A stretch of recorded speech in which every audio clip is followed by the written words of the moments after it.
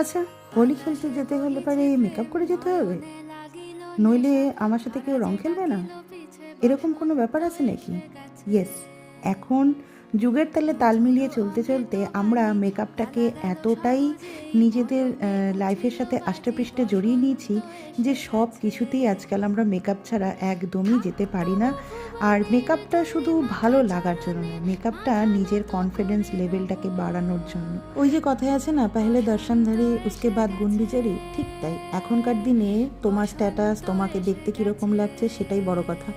তারপরে তুমি কি করছো, কি খাচ্ছ, সেটা অনেক পরের কথা। আসলে সমাজের তালে তাল মিলিয়ে চলতে চলতে আমরা এখন সব কিছুতেই আমরা স্ট্যাটাসটাকেই বড় করে দেখি। আগে তো নারকেল তেল মেখে ছেঁড়া জামা কাপড় পরে হোলি খেলতে যেতাম, আর এখন আলমারির সব থেকে ভালো শাড়িটা পরে নিজেকে সুন্দর করে পরিপাটি করে সাজিয়ে গুজিয়ে যাই হোলি খেলতে। কি ভুল কিছু বললাম?